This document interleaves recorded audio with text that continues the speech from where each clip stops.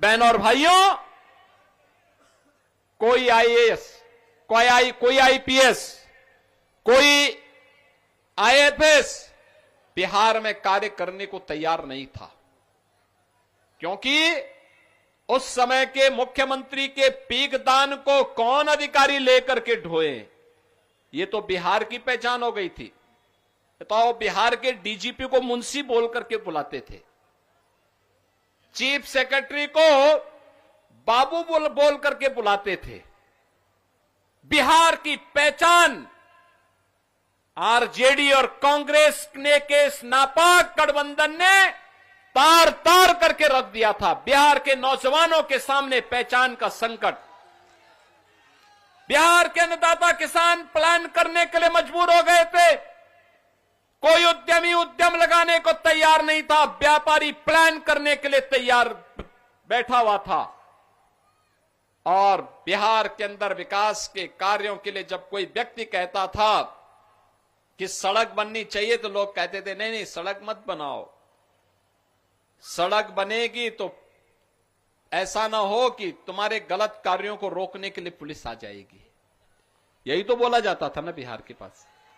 लेकिन बहनों और भाइयों, जो बिहार के अंदर उस समय था, जातीय हिंसा, रोड चोरी, तालाब चोरी, पुल चोरी, बूथ चोरी, ये आरजेडी का मॉडल था बिहार का। आरजेडी यही करती थी। ये लोग बिहार के अंदर किस प्रकार का माहौल पैदा किए थे?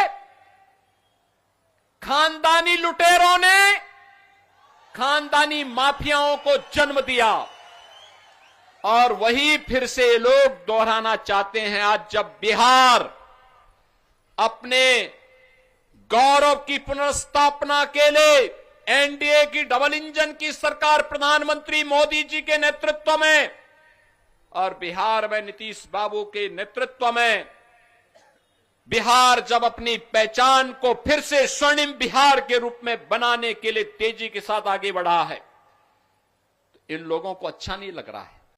1992 से लेकर के 2005 के बीच में आरजेडी शासन के समय में बिहार के अंदर 30,000 से अधिक अपहरण की घटनाएं घटित हुई थी।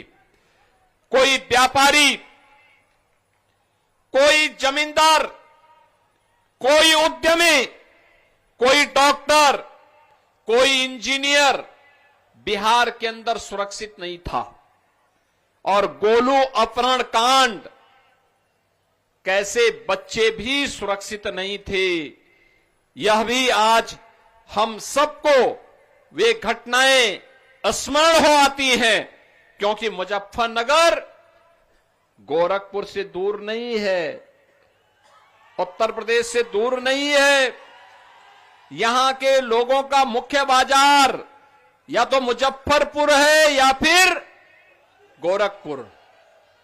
और हम लोग जब उन घटनाओं को देखते थे तो खून खौलता था कि एनडीए की सरकार आती तो इनको ठिकाना लगाते, इन माफिया और इन गुंडों को। और बहनों और भाइयों, उस समय क्या स्थिति थी? 6 बजे के बाद 1992 से लेकर के 2005 में बिहार के अंदर कर्फ्यू जैसा माहौल हो जाता था। और तब पटना हाई कोर्ट ने टिप्पणी की थी कि सरकार का संचालन गुंडों के द्वारा किया जा रहा है, नौजवानों के साथ खिलवाड़ होता था, पेपर लीक एक धंधा हो गया था, और गरीबों को तो राशन नहीं मिल पाता था, लेकिन जानवरों का राशन भी चारा घोटाले के नाम पर 900 करोड़ का चारा घोटाला इसी बिहार की धरती में हुआ था।